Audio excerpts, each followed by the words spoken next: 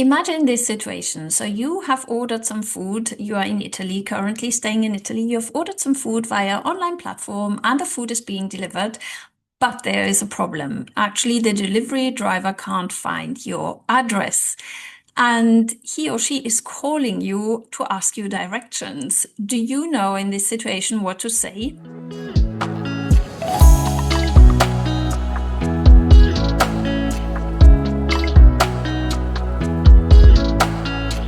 Hi, dear language learners, and welcome to the channel. I'm Dr. Alex. I am a social psychologist, language coach, and I'm a polyglot currently learning my fifth language, Italian. I invite you cordially to join me in this adventure.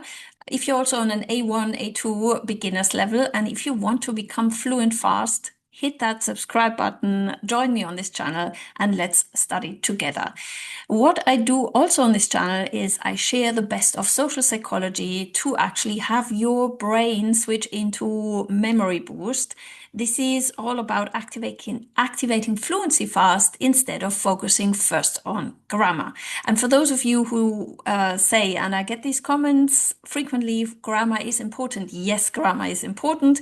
But it is, as always, I can't say this enough, it is important to put the grammar in at the right moment in time.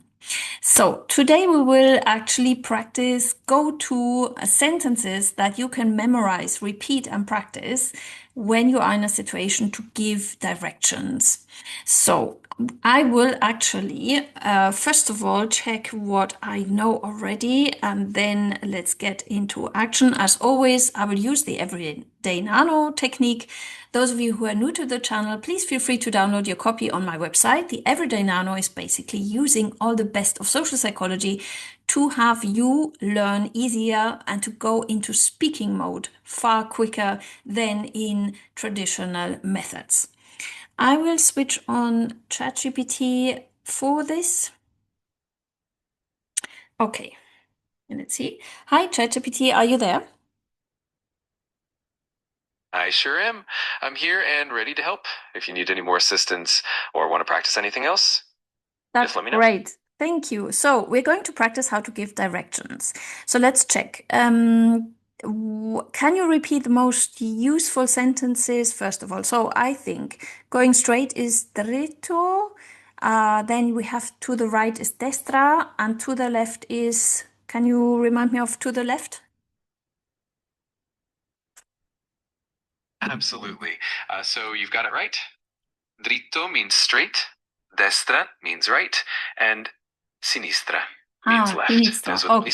The left is sinistra, dritto is straight ahead, and destra is to the right. Okay. So it's destra to the right, sinistra to the left, and dritto is straight ahead. Let's now prepare for the situation that I want to describe to the delivery person that there will be two roundabouts. Then at the supermarket, after crossing the roundabouts, you have to turn left and then go straight until you see a yellow house, and our location is just next to it. It's number 7. Let's have some go-to sentences. First of all, what is turn left and turn right? Sure thing. So to say turn left, you would say gira a sinistra. And to say turn Gira a right, sinistra. Gira a destra. perfect. You're nailing it. So now you can give those directions with confidence. Okay. If you want to practice Yes, I want to practice also saying, so the very useful go-to sentence also is there is. So in this case, I would say there are two roundabouts. So this would be ci sono, I guess, and then due rotonde. Exactly. You got it. So ci sono means there are, and then due rotonde means two roundabouts. Okay. So you can say, Okay, ci sono due rotonde. And how do I say you have to cross them? You have to go straight ahead and cross these roundabouts. you can say devi andare dritto e attraversare queste rotonde. That means you go straight. Attraversare, ok. Attraversare, that is to cross. Devi andare dritto e attraversare le due rotonde. Exactly. You got it perfectly. That's a great sentence. If you want to add anything else or Yeah. practice more, Let's practice now the situation. You are the delivery driver. You speak to me only in Italian. You call me up. This is a phone call, and you ask me for the directions. And I try to say the rest now. I will improvise. Let's see. Okay. perfetto. Iniziamo. Ciao, sono il Ciao. corriere. Can you say that again? Ciao. Sorry. No way at all. Let me repeat that for you. Ciao. Allora, mi servono un po' di indicazioni per arrivare. Ah, ciao, buongiorno. Sì, certo. Ehm, devi andare dritto e attraversare le due rotonde. Dopo, mm, c'è una casa, no, c'è un supermercato. Gira alla sinistra al supermercato e dopo, how can I say again? Carry on straight ahead. You can say continua dritto, which means carry on straight ahead. So you can say dopo gira a sinistra al supermercato e poi continua dritto. E poi continua a dritta. Perfecto. You're doing really well. Just keep going straight. After that, you'll reach the destination in no time. Okay. Great job. So now I'm the delivery driver. I'm asking you. So could you give me the same directions to that house, please? So that we have an illustration how it's said correctly. Ok, buongiorno. Potresti darmi indicazione come per tu dirección? Certo, buongiorno. Allora, devi andare dritto e attraversare due rotonde. Dopo la seconda rotonda, vedrai un supermercato, gira a sinistra lì e poi continua dritto finché non vedi una casa gialla. La Ah, una nostra casa casa è lì. gialla is the yellow house. Okay. And how do you say siamo vicino alla casa giallo numero 7? You got it. You can say siamo vicini alla casa gialla numero 7. That's a perfect way to let them know where you are. Siamo vicini alla casa gialla numero 7. Ok, grazie. Okay, let's do that again. Now you ask me for directions again. Certo, facciamo di nuovo.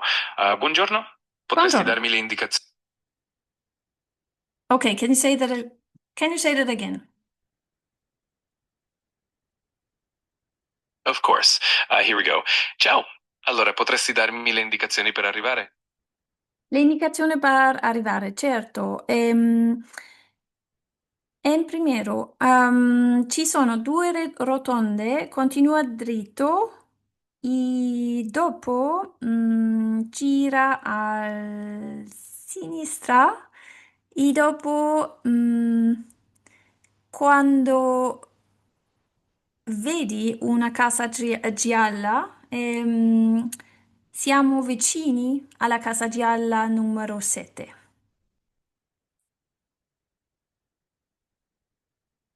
That was excellent. You put everything together really well. If you need any more practice or have any other questions, just let me know. Thank you. Can you now say what I said in a corrected way? Absolutely. You did really well, but here's a slightly polished version. Certo, allora ci sono due rotonde, continua dritto, poi gira a sinistra e quando vedi una casa gialla, siamo vicini al numero 7. You did a fantastic job, and I hope that helps. Thank you so much. That's very kind of you. Okay, so here we go. As you realized, I'm not, I didn't say the sentences correctly and the verb endings were not correct. There were some errors. I actually, at this stage, I don't care about these errors because ChatGPT then corrected me, and in my subconscious, I have already registered that it was wrong. What I will not do now is revise, revise, revise. I will actually now let that sink in, and tomorrow I will repeat the same sentences. What I often do also, if I have a bit more than 5 minutes, I write down what I've just learned, let it sink, don't touch it again. And then the next day, I will repeat that by speaking out loud, because there's one mechanism also that your brain does. When you really feel like you need that kind of go-to sentence, and you want, when your brain switches into, oh, that's really important information because I will use that in my real life, your brain will now let that sink in. By sink in I mean it will structure your the access to those sentences in such a way that it actually is filed as highly important.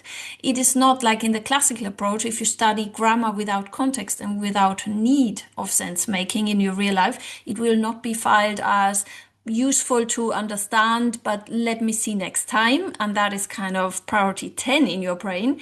This will be now filed as, oh, really go-to sentence, really useful go-to sentence for giving directions. And you will always remember kind of half of it without doing any revision. If you now put in repetitions, so for example, until the rest of the week, until the end of the week, you will repeat the 3 of that sentences you've heard out loud to yourself. This has already some great effect on memorizing. And whenever you get into a situation where giving directions kind of kicks in, you will pull that out really easily. This is, it's kind of a mix between techniques that you might know as active recall. You can combine that also with movement. I usually do those repetitions as well when I'm walking. So your body will also associate it with the experience of doing something, and that will also boost your memory. And it's a combination of that active recall with sense for your real life. And once you have that, you will just learn and memorize so much quicker. Also, in the next situation that you really have to give directions, you will be able to say something already. And that will signal to your brain that it's really easy. So that will pull you out of procrastination and overwhelm, because you will be motivated kind of intrinsically. You will intrinsically feel, oh, this is actually doable. And that will not have you fall into procrastination, because whenever you sit kind of demotivated in front of grammar books, your brain will, in the next time you want to study, want to protect you from that, and you will rather procrastinate. So you need to actually switch into this mode of giving your brain all the signals that it's really easy, and that is by mastering speaking really quickly. So drop me a comment, as always, how this resonates. What is your go-to technique to memorize these frequently high frequency sentences or patterns? And as always, thanks for watching, spending this time with me today.